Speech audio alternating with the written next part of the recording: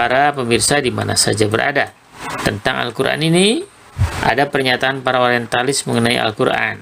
Keaslian Al-Quran itu juga diakui oleh para orientalis barat, diantaranya adalah pertama, sastrawan Jerman, Johann Wolfgang von Goethe, wafat tahun 22 Maret tahun 1832, mengatakan, ketika saya membaca Al-Quran, saya merasa bahwa jiwa saya bergetar di dalam tubuh saya.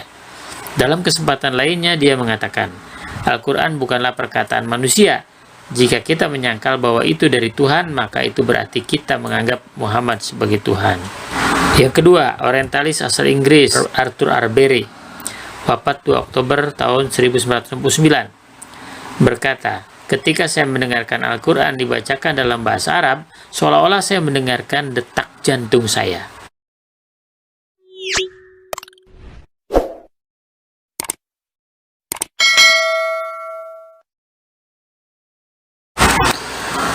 Assalamualaikum warahmatullahi wabarakatuh. Pada hari ini para pemirsa, kita jumpa lagi di kanal Ahmad Mutakilah. Kita akan membahas tentang mengapa Al-Quran tak dapat dipalsukan. Al-Quran salah satu kitab suci yang diimani oleh kaum muslimin setelah kitab Taurat, Zabur, dan Injil. Keyakinan terhadap kitab-kitab tersebut adalah rukun iman dalam agama Islam. Diyakini kebenarannya pada kitab sebelumnya itu dilihat dari orisinalitasnya, bahwa kitab asli terdahulu yang tersebut itu Taurat, Zabur, dan Injil adalah mengajarkan ketauhidan. Seiring dengan berlalunya waktu, kitab-kitab yang sekarang yang dinisbatkan kepada kitab tersebut telah mengalami perubahan. Maka, kitab yang terbaru yang mengajarkan ketauhidan adalah Al-Quran, yang melingkupi seluruh isi dari ketiga kitab tadi sejak 14 abad yang lalu. Dapat kita cermati mengenai orisinalitas Al-Quran terus terpelihara, yaitu pertama, banyaknya masyarakat muslim yang menghafalkan Al-Quran sejak awal-awal Islam berkembang sampai dengan sekarang. Yang kedua, adanya hadis-hadis Rasulullah SAW yang memperkuat eksistensi Al-Quran di dalam hadis-hadis yang berupa perkataan atau qaul Rasulullah SAW dan berupa persetujuan atau takrir yang tadi dicatat oleh para sahabat Rasulullah SAW tersebut. Hadis-hadis itu banyak sekali yang terkait sebagai penjelasan ayat-ayat Al-Quran. Yang ketiga, lahirnya ahli-ahli hadis dan tafsir Al-Quran turut serta memperkuat eksistensi Al-Quran. Yang keempat, lahirnya para ahli bidang usul fikih itu sendiri, tasawuf, dan ilmu lain yang merupakan bagian dari penjabaran Al-Quran, seperti astronomi, matematika, kimia, fisika, kedokteran, dan ilmu-ilmu sosial seperti hukum, politik, ekonomi, linguistik, sastra, dan sebagainya. Yang kelima, lahirnya para ulama tajwid dan qiraah. Tajwid adalah ilmu yang mempelajari tata cara membaca Al-Quran dengan tepat, sedangkan qiraah adalah mempelajari seni membaca Al-Quran. Yang keenam, penjelasan Allah Subhanahu wa Ta'ala di dalam Al-Quran seperti tertera dalam surat Al-Hijr ayat 9. A'udzubillahi minasyaitonirrajim. Inna nahnu nazzalna dzikra wa inna lahu lahafizun. Yang artinya, sesungguhnya kamilah yang menurunkan Al-Quran dan sesungguhnya kami benar-benar memeliharanya. Kami di sini artinya Allah Subhanahu wa Ta'ala, para malaikat dan para hambanya yang selalu menghafal Al-Quran, mengkaji, juga memeliharanya. Dalam kitab Al-Jalalain, ayat tersebut ditafsirkan sebagai berikut. Sesungguhnya kamilah merupakan lafal nahnu, mentaukidkan atau mengukuhkan makna yang terdapat dalam isimnya, yaitu inna, atau sebagai fasal yang menurunkan az-zikr, yaitu Al-Quran. Dan sesungguhnya kami benar-benar memeliharanya dari pergantian, perubahan, penambahan, dan pengurangan. Dijelaskan pula bahwa Al-Quran diturunkan secara berangsur-angsur, terdapat dalam surat Al-Insan ayat 23. A'udzubillahi minasyaitonirrajim.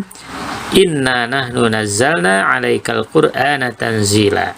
Sesungguhnya kami telah menurunkan Al-Quran kepadamu, hai Muhammad, dengan berangsur-angsur. Hadirin, di mana saja berada para pemirsa, Al-Quran diturunkan selama 22 tahun, 2 bulan, 22 hari. Allah Subhanahu wa Ta'ala menyampaikan tantangan kepada kaum anti-Quran yang terdapat dalam Al-Baqarah ayat 23. A'udzubillahi minasyaitonirrajim.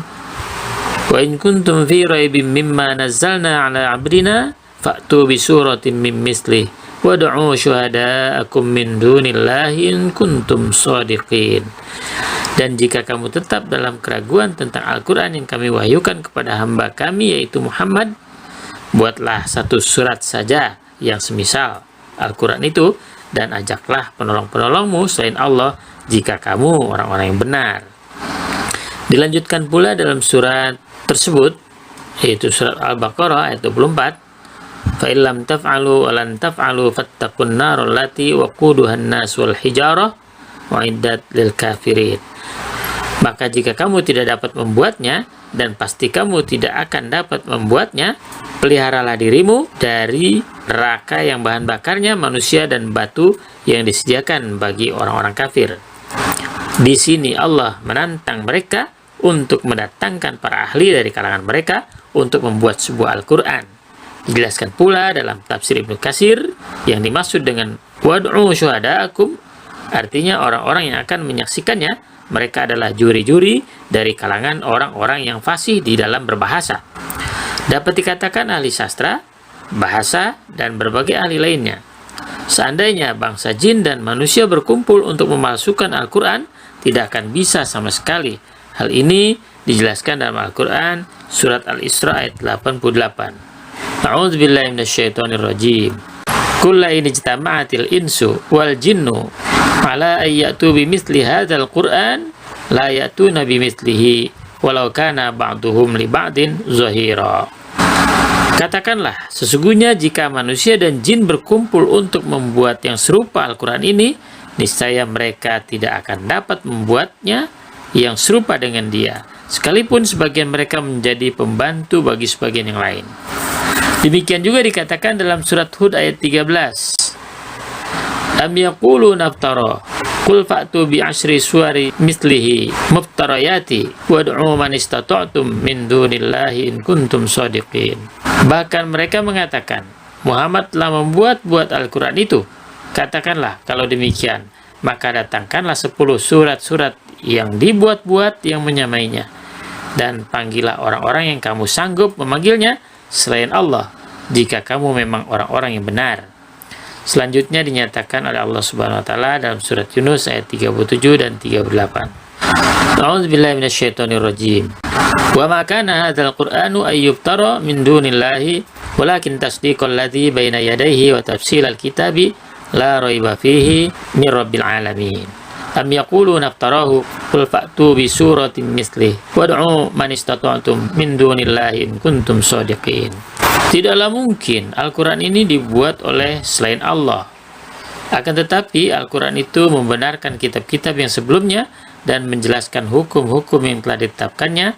Tidak ada keraguan di dalamnya, diturunkan dari Tuhan semesta alam. Ayat 38. Atau patutkah mereka mengatakan Muhammad membuat-buatnya? Katakanlah, kalau benar yang kamu katakan itu, maka cobalah datangkan sebuah surat seumpamanya, dan panggillah siapa-siapa yang dapat kamu panggil untuk membuatnya selain Allah, jika kamu orang-orang yang benar. Para pemirsa di mana saja berada, tentang Al-Quran ini, ada pernyataan para orientalis mengenai Al-Quran. Keaslian Al-Quran itu juga diakui oleh para orientalis barat, diantaranya adalah pertama, sastrawan Jerman, Johann Wolfgang von Goethe, wafat tahun 22 Maret tahun 1832, mengatakan, ketika saya membaca Al-Quran, saya merasa bahwa jiwa saya bergetar di dalam tubuh saya. Dalam kesempatan lainnya, dia mengatakan, Al-Quran bukanlah perkataan manusia. Jika kita menyangkal bahwa itu dari Tuhan, maka itu berarti kita menganggap Muhammad sebagai Tuhan. Yang kedua, orientalis asal Inggris, Arthur Arbery, wafat 2 Oktober tahun 1969, berkata, ketika saya mendengarkan Al-Quran dibacakan dalam bahasa Arab, seolah-olah saya mendengarkan detak jantung saya. Yang ketiga, orientalis Jerman, Heinrich Himmel, wafat 2 Januari 2003. Ia mengatakan, Al-Quran adalah firman Tuhan, diilhami bahasa Arab yang jernih, dan terjemahannya tidak akan melampaui tingkat yang dangkal. Jadi siapa yang bisa menggambarkan keindahan firman Tuhan dalam bahasa apapun? Yang terakhir, keempat, penulis terkenal Amerika Serikat Michael Heighart penulis terkemuka asal Amerika yang tersohor lewat karyanya 100 orang yang paling berpengaruh di dunia. Ia berkata, "Kami memiliki di tangan kami sebuah buku yang unik dalam keaslian dan integritasnya. Keasliannya belum dipertanyakan saat diturunkan. Dan buku ini adalah Al-Quran." Nah, para pemirsa sekalian di mana saja berada, itulah sekilas tentang mengapa Al-Quran tidak bisa dipalsukan.